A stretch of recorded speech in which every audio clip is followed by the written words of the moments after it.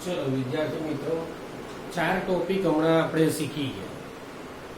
એક અવરોધ, प्रतिरोधकता, वाहकता અને વિશિષ્ટ વાહકતા। હજી એમાં જ બધું ચાલુ છે, હજી 2-3 લેક્ચર એના જ જશે। વાહકતાના આધારે પદાર્થના પ્રકાર બહુ સિમ્પલ છે। ચેપ્ટર 1 માં તમે શીખી ગયા હશો। ચેપ્ટર 1 જો કમ્પ્લીટ થઈ ગયું હશે તો લાસ્ટ ટોપિક આ જ આવે।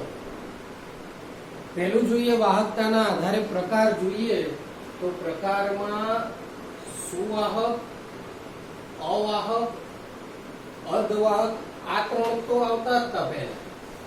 સુવાહક, અવાહક, અર્ધવાહક, પણ ચોથો ટોપિક નવો ઉમેર્યો છે અતિ સુવાહક।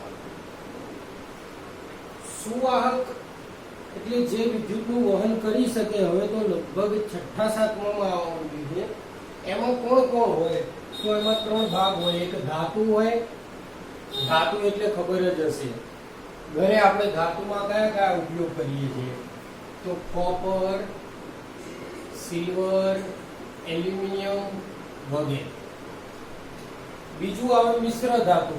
તો મિશ્ર ધાતુ એટલે શું? તો મિશ્ર ધાતુ એટલે 2 ધાતુઓ ભેગી કરેલી હોય એવી સ્ટીલ, પિત્તળ, કાંસુ આ બધી। હવે ઘણીવાર પ્રશ્ન થાય કે અધાતુઓ વિદ્યુતનું વહન કરે કે ના કરે? તો અધાતુ કરે। સૌથી સારામાં સારો અધાતુ વિદ્યુતનું વહન કરતો હોય તો ગ્રેફાઇટ, કાર્બન બ્લેક, પછી કાર્બન આધારિત પોલિમર, આ બધા સુવાહક કહેવાય। તો વાહકતાના આધારે પ્રકારમાં સુવાહક, સુવાહકના પ્રકાર 1, 2 અને 3। અવાહક પદાર્થો લગભગ તમને બધાને ખબર જ છે। અવાહક પદાર્થો કયા કયા કહેવાય? તો અવાહકમાં આવે લાકડું, કાચ, રબર વગેરે, પ્લાસ્ટિક આ બધું આવી જાય। પછી આવે અર્ધવાહક। અર્ધવાહકની વાહકતા, જો સુવાહકની વાહકતા સૌથી વધુ હોય, અવાહકની વાહકતા એકદમ 0 કહીએ તો ચાલે, એની વાહકતા જ ના હોય। અર્ધવાહકની વાહકતા બંનેની વચ્ચે હોય, સુવાહક કરતા ઓછી હોય પણ અવાહક કરતા વધારે હોય। અર્ધવાહક તરીકે મોટે ભાગે આ બેનો ખાસ ઉપયોગ થાય, સિલિકોન અને જર્મેનિયમ, આને આધારિત અર્ધવાહકો બનાવવામાં આવે। તમારે ફિઝિક્સમાં બી ભણવામાં આવશે કે આને આધારિત 2 પ્રકારના અર્ધવાહક આવશે, પી પ્રકારનો અર્ધવાહક, એન પ્રકારનો અર્ધવાહક। ચેપ્ટર 1 માં પણ આવી ગયા છે, પી પ્રકારનો અને એન પ્રકારનો અર્ધવાહક। એ સિવાય આવું પણ આવે છે Ga×As, ગેલિયમ આર્સેનાઇડ। આ 2 મિશ્ર કરો તો પણ આવા અર્ધવાહક બને। તો અર્ધવાહક વિશે આવી વાર્તાઓ આવે। તો વાહકતાના આધારે 3 પ્રકાર પૂરા થયા: સુવાહક, અવાહક, અર્ધવાહક। હવે બુકની અંદર અવાહકમાં સિરેમિક લખેલું છે, એક વધારાનું સિરેમિક લખેલું હશે। સિરેમિક શું? તો આપણે જે ટાઇલ્સનો ઉપયોગ કરીએ છીએ, બધી સિરામિકની ટાઇલ્સ આવતી હોય। એ સિવાય સુવાહકની વાત કરીએ તો સુવાહક પદાર્થો 0 થી 50 કે 150 કેલ્વિન તાપમાને પણ સુવાહક રહેતા હોય। કેલ્વિન તાપમાનથી એટલે સેલ્સિયસમાં જોવા જઈએ ને તો માઇનસમાં પહોંચી જાય। એટલે અતિશય ઠંડી હોય ને તો પણ આ પદાર્થો સુવાહક તરીકે વર્તે, એટલે ઉપયોગ કરી શકાય। અતિ સુવાહક પદાર્થોમાં હાલમાં ફરીથી જે પેલો સિરેમિક કીધું હતું એ સિરેમિક વત્તા એમાં કંઈક ઉમેરી અને મિશ્ર ઓક્સાઇડ બનાવવામાં આવે છે, જેનો ઉપયોગ અતિ સુવાહકમાં કરવામાં આવે. અતિ સુવાહકનો અર્થ થાય કે જેની અંદર પ્રતિરોધકતા, જે આપણે રો શીખી ગયા હતા કે પ્રતિરોધકતાનું મૂલ્ય શૂન્ય થઈ જાય. ઇનડાયરેક્ટલી અવરોધ જોવા જઈએ ને તો અવરોધનું મૂલ્ય એકદમ શૂન્ય થઈ જાય. સિરેમિક અને તેના મિશ્ર ઓક્સાઇડ. આઈએમપી પ્રશ્ન આનો પૂછાય પણ છે કે અતિ સુવાહક પદાર્થો કયા અને કેટલા તાપમાને હોય, તો 150 કેલ્વિન તાપમાને એ સક્રિય થઈને રહેતા હોય. તો આ થયા પહેલા 4 પ્રકાર વાહકતાના આધારે પદાર્થના પ્રકારો. તો આ રીતે 4 પ્રકાર આવે. બીજું હવે વાહકતાના જ પ્રોપર પ્રકાર જોઈએ કે વાહકતા કઈ રીતે થતી હોય. તો પહેલી વાહકતા વિદ્યુતીય વાહકતા. વિદ્યુતીય વાહકતા એટલે તમને આ વાહકતા ચાલુ કર્યું ને ત્યારે શીખવાડ્યું હતું કે વાયર હોય, કોઈ બી વાયરમાં વિદ્યુતનું વહન કોણ કરે. તો વિદ્યુતનું વહન કોણ કરે? વિચાર કરો કે વાયરમાં વિદ્યુતનું વહન આમ બતાવ્યું તો કે ઇલેક્ટ્રોન દોડે ને એમ વિદ્યુતનું વહન થાય. તો પછી કોણ કરે? ઇલેક્ટ્રોન કરે. એટલે ટૂંકમાં આમ વાયર હોય એટલે ઇલેક્ટ્રોન એક છેડાથી બીજે છેડે જતા હોય, એને જ વિદ્યુતનું વહન કહેવાય. અને એને વિદ્યુતનું વહન કહેવાય એટલે આનું બીજું નામ ઇલેક્ટ્રોનીય વાહકતા પણ કહેવાય. ઇલેક્ટ્રોનીય વાહકતામાં શું? તો ઇલેક્ટ્રોન જતા હોય અને વિદ્યુતનું વહન થતું હોય તો એવી બાબતોમાં કઈ બાબત ઉપર આધાર રાખે? એક ધાતુનો સ્વભાવ. ધાતુ કઈ છે એમ. કોપર છે, લોખંડ છે, એલ્યુમિનિયમ છે. આપણે વિચાર કરો કે મોટે ભાગે ઘરના વાયરિંગમાં કોપર વપરાય, લોખંડ ના વપરાય. સિલ્વર વાપરી શકાય, ચાંદી વાપરો તો તમને વાહકતા સારી મળી, પણ ચાંદી મોંઘી પડે. તો એક પહેલો ધાતુનો સ્વભાવ અથવા એનું બંધારણ કે પ્રકૃતિ, એના ઉપર આધાર રાખે. સંયોજકતા ઇલેક્ટ્રોન પ્રતિ પરમાણુ. સંયોજકતા ઇલેક્ટ્રોન એટલે જેમ કે કોપર લઈએ તો કોપર Cu મોટે ભાગે કોપર 2+ હોય તો સંયોજકતા ઇલેક્ટ્રોન 2 કહેવાય.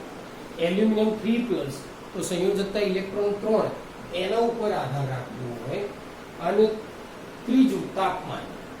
જેમ જેમ તાપમાન વધે તેમ તેમ વિદ્યુતીય વાહકતા ઘટશે. યાદ રાખજો, બરોબર.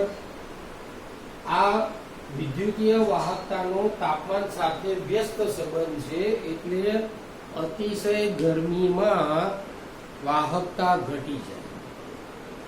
તો આ ભાગ છે. ચલો એના પછી બીજો ભાગ. આમ તો બીજો નથી પણ આપણે પાડેલો છે કે અર્ધવાહકમાં વાહકતા કઈ રીતે આવે. તો અર્ધવાહકમાં વાહકતાની ક્રિયાવિધિ એકદમ જટિલ છે. તમે એનો કેવી રીતે કરવી, શું કરવી, તો આજે એકવાર કીધું તો અહીંયા ક્યાંક P પ્રકારનો અર્ધવાહક અને N પ્રકારનો અર્ધવાહક. આ અર્ધવાહકોની જો વાર્તા તમને આવડી જાય તો આની ક્રિયાવિધિ પણ આવડી જાય. તો એક ભાગ પૂરો થયો, વિદ્યુતીય વાહકતા. પ્રશ્ન કદાચ પૂછાય ધાતુનો કે કઈ કઈ બાબતો ઉપર આધાર રાખે, તો આટલી બાબતો ઉપર આધાર રાખે. બીજી વાહકતાનો પ્રકાર આટલો જ શબ્દ છે. ત્રીજી વાહકતા છે વિદ્યુત વિભાજનીય વાહકતા અથવા આયનીય વાહકતા. આને ચર્ચા કરતા પહેલા આપણે એમ વિચાર કરો કે શું એકલું પાણી લેવામાં આવે, એક પાત્ર લઈએ તો પાત્રમાં એટલું પાણી લીધું હોય તો પાણીમાંથી વિદ્યુત પસાર થાય કે ના થાય. તો વિચાર કરો કે તમારા જે વડીલો હશે ને એ તમને કહેતા હશે કે કરંટ જ્યાં લાગતો હોય ને ત્યાં પાણીવાળા હાથે અડવું નહીં, કેમ કે કરંટ લાગી શકે તમને. કે એનો અર્થ પાણીમાંથી વિદ્યુત પસાર થાય, એવો અર્થ તો એવો થયો તો જ કરંટ લાગે તમને. પણ જો અતિશય શુદ્ધ પાણી, જેને મિનરલ વોટર આપણે આરો કહીએ છીએ, એવું પાણી હોય તો પાણીમાં 2 જ આયનો હોય. કયા 2 આયનો હોય? H+ અને OH-. આ 2 આયન થાય. હવે વિચાર કરો કે પીએચ કે ગમે તે તમે વિચારો, પીએચ નું સૂત્ર એટલે પાણીની પીએચ કેટલી થાય? 7 થાય. એ પ્રમાણે આ લોકોની સાંદ્રતા કદાચ લઈએ ને આયનોની, તો આયનોની સાંદ્રતા 10⁻⁷ મોલર થાય. અને એ પ્રમાણે કદાચ એની વાહકતા ગણીએ તો વાહકતા તો બહુ ઓછી થાય. વાહકતા લગભગ 3.5 × 10⁻⁵ SM ઇન્વર્સ. એટલે SM ઇન્વર્સ નો અર્થ શું થશે? વિશિષ્ટ વાહકતા. જે પેલો K ચલાવ્યો તો એ આટલી થાય. તો આટલા ભાગમાં તો તમને કરંટ લાગે જ નહીં.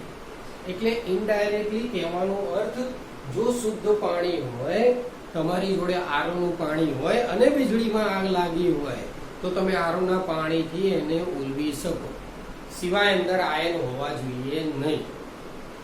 તો એક આ, પણ ઘેર આવા બધા ટ્રાય કરવા નહીં. ચલો આગળ. તો શું આની વાહકતા 3.5 × 10⁻⁵ થી વધારવી હોય તો શું કરવાનું? તો થોડું મીઠું લો, મીઠું લઈને અંદર ઓગાળી દો, તો મીઠાના આયનો, મીઠાના કયા 2 આયન થશે? સિમ્પલ. મીઠાનું સૂત્ર બહુ જૂનું છે, NaCl. કયા 2 આયનો? Na+Cl- એ આયનો દ્રાવણમાં ગતિ કરશે. HCl લઈ લો, H+Cl- એ આયનો અંદર ગતિ કરશે. ગમે તે ટૂંકમાં આયનો નાખશો અને એને અંદર હલાવવામાં આવે તો એ આયનો અંદર ગતિ કરશે. અને આયનો ગતિ કરશે તો તમને દ્રાવણમાંથી વિદ્યુત પસાર થશે અથવા પસાર થવા દેશે. એ રીતે થાય. તો એ વાહકતાને કહેવાય આયનીય વાહકતા. એ આયનીય વાહકતાનો આધાર કે જેમ કે એક પાત્રમાં તમે મીઠું લીધું, એક પાત્રમાં HCl લીધું, એક પાત્રમાં NaOH લીધું, તો એ આધાર કઈ કઈ બાબત ઉપર? એક તો પહેલો ભાગ ઉમેરેલા વિદ્યુત વિભાજ્યનો સ્વભાવ. એટલે તમે કયો પદાર્થ અંદર ઉમેરેલો, મીઠું, HCl, આ તે શેના ઉપર છે? એક એ બાબત થાય. બીજું, નિપજેલા અથવા ઉત્પન્ન થયેલા આયનોનું કદ અને દ્રાવક યોજન. એટલે શું? તો પાણીમાં મીઠું ઓગાળીએ કે ગમે તે પદાર્થ NaOH કે ઓગાળીએ તો એ આયનો કેટલી સાઈઝના થાય? નાના, મોટા, આ તે તમને દેખાય નહીં, પણ એ કદ, દ્રાવક યોજન એટલે પાણી સાથે કેટલા પ્રમાણમાં મિશ્ર થાય. જેમ કે આપણે એમ કહીએ છીએ, એક મીઠું ઓગાળવું હોય તો 12 પાણીના અણુઓ જોઈતા હોય, તો એને દ્રાવક યોજન કહેવાય. બીજું, ઘણીવાર એવું થતું હોય કે આપણે પદાર્થને પાણીમાં નાખીએ, આપણે વિચાર કરો કે કેટલોક પદાર્થ એવા હોય કે પાણીમાં જલ્દી ઓગળે જ નહીં, તો પાણીના બદલે બીજા કશાકના દ્રાવણ હોય, એસિડનું દ્રાવણ હોય તો એસિડમાં ઓગળી જતું હોય, અને પાણીમાં ના ઓગળતું હોય, તો પછી એ એસિડ કે પાણી કે ઘણીવાર કેરોસીનમાં ઓગળતું હોય, એને દ્રાવક કહેવાય. તો એ દ્રાવકનો સ્વભાવ કયો છે એ પણ જાણવું જરૂરી છે. દ્રાવક એટલે પાણી, આ તે. જોડે જોડે સ્નિગ્ધતા. સ્નિગ્ધતા એટલે એની ઘનતા. ઘનતા કહો કે જાડાઈ કહો કે ગમે તે. જેમ કે દ્રાવક તરીકે પાણી લઈએ તો એની સ્નિગ્ધતા કેવી આવશે? ઓછી આવશે. પણ દ્રાવક તરીકે જો તેલ લેવામાં આવે તો એની સ્નિગ્ધતા કેવી આવશે? વધારે આવશે. તો ફરીથી વિદ્યુત વિભાજ્યનો સ્વભાવ, ટૂંકમાં વિદ્યુત વિભાજ્ય એટલે પદાર્થ નાખો એ, અંદર દ્રાવકનો સ્વભાવ, આયનોનું કદ, દ્રાવક યોજન, વિદ્યુત વિભાજ્યની સાંદ્રતા. સાંદ્રતા એટલે આ બહુ અગત્યનો ટોપિક છે. કેટલો પદાર્થ નાખ્યો, કેટલો ઓગળ્યો, ઓગળ્યા પછી દ્રાવણ કેટલું બન્યું એ સાંદ્રતા, અને પછી તાપમાન. હવે આમાં તાપમાન જુઓ. આમાં વિદ્યુતની વાહકતા તાપમાનના વ્યસ્ત પ્રમાણમાં હતી, આમાં વિદ્યુતની વાહકતા તાપમાનના સમપ્રમાણમાં. એવું કેમ? તો આમાં જેમ જેમ આપણે આમાં વાહકતા કયા આધારે છે? આયનીય વાહકતા. આયનીયનો અર્થ થાય આયનો જેટલા કૂદકા મારે, જેટલા દોડે એટલી વાહકતા વધે. અને આયનો દોડે ક્યારે? ગરમી અડાડો, તાપમાન અડાડો, એટલે આયનો ફટાફટ દોડશે, તો પછી એની વાહકતા ધીમે ધીમે વધશે. તો ટૂંકમાં આ રીતે વાહકતાના આધારે પદાર્થના પ્રકાર પડતા હોય. તો સુવાહક, અવાહક, અર્ધવાહક, આ બધામાં પૂછાવા લાયક પ્રશ્ન કયા કયા? તો કોક વાર આ પાણીની વાહકતા પૂછાય, કોક વાર આ 4 માંથી MCQ માં ગમે તે પૂછાય, 150 વાળું પૂછાય, આને ગાસ, શોર્ટકટમાં GAS, ગાસ, ગેલિયમ આર્સેનાઇડ એનું પૂછાય. આ ઉપરનો ટોપિક તો એકવાર તમારે પેલા ચેપ્ટર 1 માં આવી પણ જશે, તો આને જોઈ લેવું. બાકીનું હવે નેક્સ્ટ આના વિશે, વાહકતા વિશે જે તમને કીધું હતું એ ધીમે ધીમે આગળ વધીશું.